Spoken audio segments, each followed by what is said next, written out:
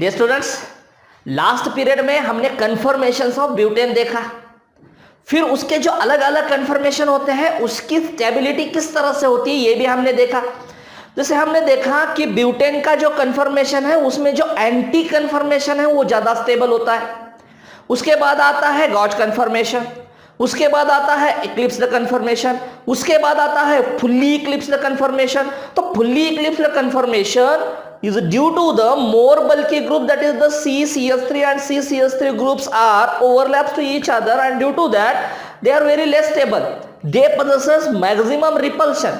और anti conformation में होता है CCS3 फ्रंट वाले कार्बन का और CCS3 बैक वाले कार्बन का होता है away from each other, due to that they possesses less repulsion and due to that they have a maximum stability। तो इस वजह से मतलब हमें यह पता है कि anti conformation is maximum stable due to less repulsion and fully eclipsed conformation is the minimum stable और least stable due to the repulsion takes place. ये हमें अब पता है। रूम टेम्परेचर में जो एंटी कन्फर्मेशन होता है ब्यूटेन का वो होता है मतलब that is the overall molecules, presence of overall molecules, 2/3 molecules achieve the more stable anti conformation at the room temperature। मतलब रूम टेम्परेचर में 2/3 मॉलिक्यूल्स एंटी कन्फर्मेशन में होते हैं ब्यूटेन के, और 1/3 मॉलिक्यूल जो उससे कम स्टेबल है वो गॉच कन्फर्मेशन में होते हैं। मतलब रूम टेम्परेचर में 2/3 मॉलिक्यूल्स एंटी कन्फर्मेशन में होते हैं ब्यूटेन के और 1/3 मॉलिक्यूल्स रूम टेम्परेचर में गॉच कन्फर्मेशन में होते हैं। तो इस पीरियड में हम देखेंगे कन्फर्मेशंस ऑफ साइक्लोहेक्सेन। साइक्लोहेक्सेन का कन्फर्मेशन किस तरह से होता है। सो कन्फर्मेशंस ऑफ साइक्लोहेक्सेन ये हम देखेंगे। तो सबसे पहले साइक्लोहेक्सेन क्या है। साइक्लोहेक्सेन C6H12, ये C6H12 ये साइक्लोहेक्सेन है।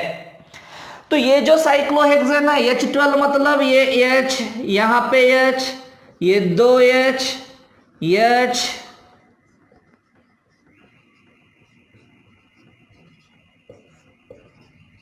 तो ये है C6H12 मतलब साइक्लोहेक्सेन। अब ये साइक्लोहेक्सेन दो फॉर्म में, मैक्सिममली दो फॉर्म में या दो कन्फर्मेशन में हमें मिलता है। वो कौन सा है। एक है चेयर कन्फर्मेशन, चेयर कन्फर्मेशन है। दूसरा है बोट कन्फर्मेशन। बोट कन्फर्मेशन बाद में डिस्कस करेंगे हम, तो सबसे पहले चेयर कन्फर्मेशन को डिस्कस करेंगे। तो चेयर कन्फर्मेशन मतलब क्या है या चेयर कन्फर्मेशन किस तरह बनाया जाता है साइक्लोहेक्सेन का, ये सबसे पहले हमें सीखना होगा। उसके बाद साइक्लोहेक्सेन में अगर कोई सब्स्टिट्यूएंट आता है, जैसे कि एक H को हटाया यहां पे और यहां पे CH3 रखा, तो ये सब्स्टिट्यूएंट आएगा फर्स्ट पोजीशन पे। सेकंड को CH3 अटैच किया हमने सेकंड पोजीशन कार्बन को, तो 1,2 सब्स्टिट्यूटेड साइक्लोहेक्सेन होगा। या 1,2 पोजीशन पे सब्स्टिट्यूएंट है, CH3 है चाहे और कोई है, तो वो हुआ 1,2 सब्स्टिट्यूएंट साइक्लोहेक्सेन। या 1/3 पोजीशन भी हो सकता है, 1/4 पोजीशन में भी हो सकता है, उसमें फिर 6 पोजीशन पे भी हो सकता है, ट्रांस पोजीशन पे भी हो सकता है। तो उसकी स्टेबिलिटी क्या होगी जब सब्स्टिट्यूएंट एट 1,2 पोजीशन 6 और ट्रांस, सब्स्टिट्यूएंट एट 1/3 पोजीशन 6 और ट्रांस, सब्स्टिट्यूएंट एट 1/4 पोजीशन 6 और ट्रांस। तो ये सब हम देखेंगे क्या conformation of cyclohexane chair form में, और जब सब्स्टिट्यूएंट आता है साइक्लोहेक्सेन पे तब स्टेबिलिटी पे उसका क्या असर होता है। What the effect of the substituent when it is present on the cyclohexane. तो सबसे पहले इंपॉर्टेंट है कि चेयर फॉर्म कैसे बनाएंगे। दो तरह से चेयर फॉर्म बना सकते हैं। एक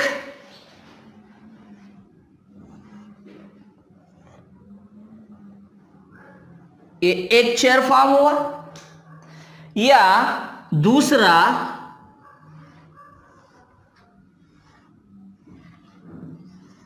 ये दूसरी तरह का चेयर फॉर्म हुआ।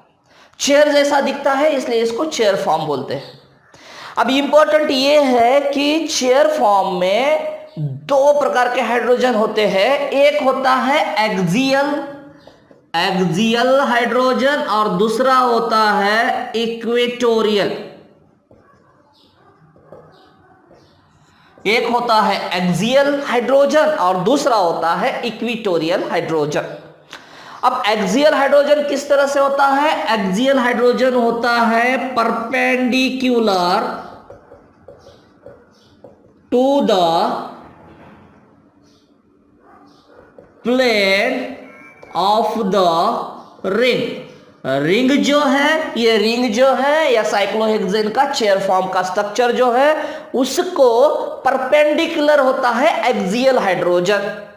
इक्वेटोरियल हाइड्रोजन को बाद में डिस्कस करेंगे हम। तो एक्सियल हाइड्रोजन क्या है? एक्सियल हाइड्रोजन मतलब it is a perpendicular to the plane of the ring. तो रिंग को परपेंडिकुलर होता है एक्सियल हाइड्रोजन। दूसरी इंपॉर्टेंट बात यह है कि दोनों हाइड्रोजन मतलब फर्स्ट पोजीशन और सेकंड पोजीशन में अगर हाइड्रोजन लिख रहे हैं हम, दोनों भी परपेंडिकुलर है। Third position, fourth, fifth, six सब पोजीशन पे जो भी हाइड्रोजन लिख रहे हैं हम axial hydrogen, that are the perpendicular to the plane of the ring और एक दूसरे के वो अपोजिट होते हैं। मतलब क्या?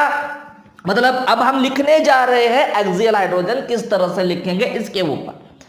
तो समझो ये फर्स्ट पोजीशन है, तो ये फर्स्ट पोजीशन क्लॉकवाइज नंबरिंग देना है। ये 2, ये थर्ड, ये फोर्थ, ये फिफ्थ और ये sixth hydrogen, that is the C6। सो अब क्या करना है? फर्स्ट पोजीशन पे परपेंडिकुलर टू द रिंग मतलब एक लाइन खींचना है और उसके ऊपर लिखना है हाइड्रोजन। अब सेकंड पोजीशन पे जो हाइड्रोजन है एक्सियल, ये एक्सियल हाइड्रोजन है, तो उसकी लाइन कहाँ आएगी? यहाँ आएगी नीचे, इसके अपोजिट आएगी नीचे, ये हाइड्रोजन होगा। अब थर्ड पोजीशन पे जो है, थर्ड पोजीशन की लाइन कहाँ जाएगी? इसके अपोजिट जाएगी, सेकंड पोजीशन के अपोजिट जाएगी, ऊपर। मतलब ये ऊपर, ये नीचे, ये ऊपर, ये up down up, third position. अब फोर्थ पोजीशन का हाइड्रोजन कहां पे आएगा? एक्सियल हाइड्रोजन आएगा perpendicular to the plane of the ring और थर्ड पोजीशन के अपोजिट, मतलब थर्ड पोजीशन का ऊपर जा रहा है हाइड्रोजन, तो फोर्थ पोजीशन का आएगा नीचे। ये फोर्थ पोजीशन का एक्सियल हाइड्रोजन। अब फिफ्थ पोजीशन का कहा जाएगा? फिफ्थ पोजीशन का ऊपर, तो ये ऊपर। सिक्स्थ पोजीशन का कहा जाएगा? सिक्स्थ पोजीशन का गया नीचे। तो इस तरह से हम एक्सियल पोजीशन लिख सकते हैं चेयर कन्फर्मेशन में। तो चेयर कन्फर्मेशन ये लिखा हमने, चेयर कन्फर्मेशन। फिर से एक बार ट्राई करेंगे चेयर कन्फर्मेशन किस तरह से लिखा जा सकता है। तो ये हमने क्या बनाया? ये हमने बनाया चेयर, ये चेयर बनाया हमने। फिर ये फर्स्ट पोजीशन है, ये सेकंड पोजीशन है, ये थर्ड पोजीशन है, ये फोर्थ, फिफ्थ और सिक्स्थ, क्लॉकवाइज नंबरिंग दिया हमने। फिर क्या है? फिर एक्सियल पोजीशन। एक्सियल मतलब perpendicular to the plane of the ring, तो ये परपेंडिकुलर आया फर्स्ट पोजीशन का हाइड्रोजन। अब सेकंड पोजीशन का हाइड्रोजन उसके अपोजिट होना चाहिए, रिंग को परपेंडिकुलर होना चाहिए सेकंड पोजीशन का हाइड्रोजन।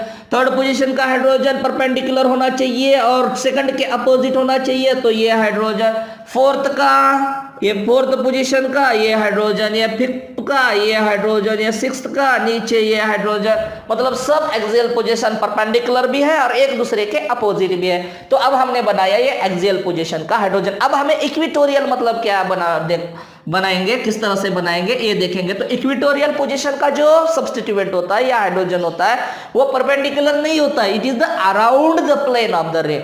तो इक्वेटोरियल कहां होता है? इक्वेटोरियल होता है around the plane of the ring, ring के अराउंड होता है। तो उसमें भी मतलब इक्वेटोरियल पोजीशन बनाते समय ये ध्यान में रखना है कि हर एक इक्वेटोरियल पोजीशन, कोई भी इक्वेटोरियल पोजीशन रिंग को परपेंडिकुलर नहीं होगी। और दूसरी बात वही जैसे एक्सियल में हमने बनाया, एक ऊपर एक नीचे, मतलब एक अप हाइड्रोजन एक डाउन, एक अप एक डाउन, उसी तरह से इक्वेटोरियल पोजीशन बनाते समय भी एक अप है एक डाउन है, एक अप है एक डाउन है। तो ये अप गया एक्सियल, तो इक्वेटोरियल आएगा डाउन, ये बनाया हाइड्रोजन। तो ये फर्स्ट पोजीशन का इक्वेटोरियल हाइड्रोजन बना। अब सेकंड पोजीशन का इक्वेटोरियल हाइड्रोजन किस तरह से बना सकते हैं? ये डाउन है एक्सियल पोजीशन का, तो ये होगा around the plane of the ring ये ऊपर, तो हाइड्रोजन, अब ये इक्विटोरियल है, ये इक्विटोरियल है, तो ये डाउन साइड से जाता हुआ, या ये लाइन इस तरह से लिखा है हमने कि जो डाउन जा रही है या नीचे जा रही है, तो ये हाइड्रोजन ये ऊपर जा रहे हैं सेकंड पोजीशन का, तो ये हाइड्रोजन। अब थर्ड पोजीशन का, ये थर्ड पोजीशन का, ये फोर्थ का ऊपर, ये ऊपर, ये नीचे, ये फिर ऊपर, ये नीचे, ये फिर ऊपर। तो इस तरह से हम इक्विटोरियल पोजीशन और एक्सियल पोजीशन बना सकते हैं। अब ये स्ट्रक्चर और ये स्ट्रक्चर दोनों भी सेम है, सिर्फ लिखने का तरीका अलग है। अब इसको एक्सियल बनाएंगे, ये एक्सियल पोजीशन, ये इक्विटोरियल पोजीशन। सेकंड पोजीशन पे ये इक्विटोरियल, ये एक्सियल। थर्ड पे ये एक्सियल, ये इक्विटोरियल। फोर्थ पे ये इक्विटोरियल, ये एक्सियल। ये फिफ्थ पे ये एक्सियल, ये इक्विटोरियल। सिक्स्थ पे ये एक्सियल, ये इक्विटोरियल। तो इसको जो भी सब्स्टिट्यूट है, यहाँ पे हाइड्रोजन है, यहाँ इसलिए हाइड्रोजन लिखा, तो ये हाइड्रोजन और ये हाइड्रोजन सब तरफ लिखा, तो ये हुआ चेयर कन्फर्मेशन ऑफ साइक्लोहेक्सेन। अब हम देखेंगे बोट कन्फर्मेशन। तो किस तरह से लिखेंगे बोट कन्फर्मेशन? तो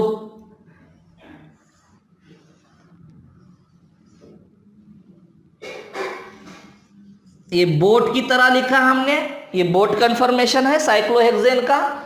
क्लॉकवाइज नंबरिंग देना है 1 2 3 4 5 और ये 6 number of carbon and 12 number of hydrogen.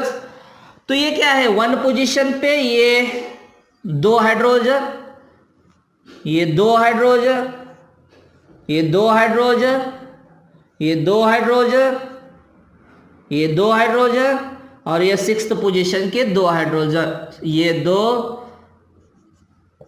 तो ये बनाया क्या, ये बनाया C6H12 boat conformation of cyclohexane, boat conformation. तो ये जो 4th पोजीशन का CH बॉन्ड है और ये 1 पोजीशन का CH बॉन्ड है, ये CH बॉन्ड और ये CH बॉन्ड, इसमें क्या होता है, इसमें रिपल्सन होता है, इसमें डिस्टेंस है 183 पिकोमीटर।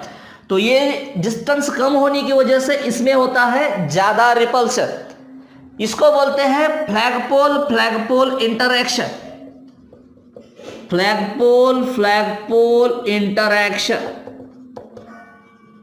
या रिपल्सन।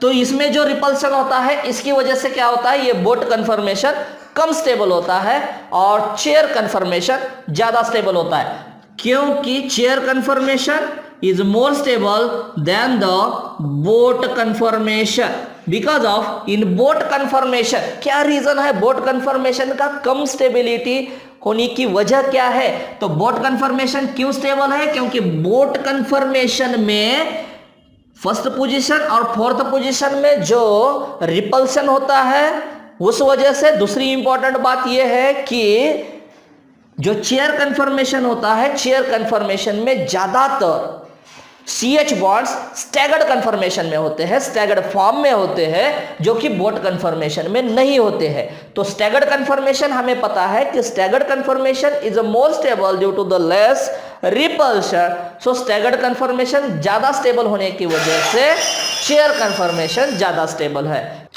अब ये जो है ये डिफरेंट कन्फर्मेशंस है, ये बोट हमने अभी सीखा, ये चेयर कन्फर्मेशन हमने अभी सीखा। Chair conformation is more stable than the boat conformation, ये भी हमें पता है। अब चेयर कन्फर्मेशन क्यों है? क्योंकि उसमें ज्यादातर हाइड्रोजन स्टैगर्ड फॉर्म में होते हैं, ये भी हमें पता है। दूसरी बात ये है कि बोट कन्फर्मेशन में ये C1 है, C4 है, C2 C3 या C5 C6, इसमें जो हाइड्रोजन आते हैं वो एक दूसरे के नजदीक है, due to that they possesses more repulsion. So boat conformation is the less stable as compare to the chair conformation. अब बाकी के जो भी कन्फर्मेशंस है उसको अगर मिलाया हमने, ये हाफ चेयर फॉर्म में है साइक्लोहेक्सेन, हाफ चेयर स्ट्रक्चर या हाफ चेयर कन्फर्मेशन, ये बोट कन्फर्मेशन जो अभी हमने पढ़ा, ये ट्विस्ट बोट कन्फर्मेशन और ये चेयर कन्फर्मेशन। तो जो हाफ चेयर होती है या हाफ चेयर कन्फर्मेशन होता है, हाफ चेयर फॉर्म होता है साइक्लोहेक्सेन का, उसका एनर्जी है 46 किलो जूल पर मोल। मतलब जितने भी साइक्लोहेक्सेन है 1 मोल, तो 1 मोल साइक्लोहेक्सेन की एनर्जी होती है 46 किलो जूल। अब जब वो बोट फॉर्म में होता है साइक्लोहेक्सेन, तब उसकी एनर्जी होती है 29.7 किलो जूल पर मोल। 1 मोल बोट फॉर्म में साइक्लोहेक्सेन, मतलब कितने साइक्लोहेक्सेन, 6.022 इंटू 10⁻23। इतने साइक्लोहेक्सेन अगर बोट फॉर्म में होते हैं तो उसकी एनर्जी होती है 29.7 किलो जूल। मतलब हाफ चेयर की एनर्जी ज्यादा होगी और बोट फॉर्म की एनर्जी होगी कम। उसके बाद आता है ट्विस्ट बोट। तो ट्विस्ट बोट की एनर्जी है 23 किलो जूल। मतलब 1 मोल अगर साइक्लोहेक्सेन ट्विस्ट बोट फॉर्म में है, ट्विस्ट बोट कन्फर्मेशन में है, तो उसकी एनर्जी है 23 किलो जूल। और अगर 1 मोल साइक्लोहेक्सेन अगर चेयर कन्फर्मेशन में है या चेयर फॉर्म में है, तो उसकी एनर्जी होती है कितनी, 0 किलो जूल। तो जितनी ज्यादा एनर्जी उतनी कम स्टेबिलिटी, तो more the energy less the stability, और less the energy more the stability. तो स्टेबिलिटी यहां पे ज्यादा किसके होगी, ये एनर्जी ज्यादा है हाफ चेयर, उसके बाद बोट, उसके बाद ट्विस्ट बोट, उठ के उसके बाद चेयर।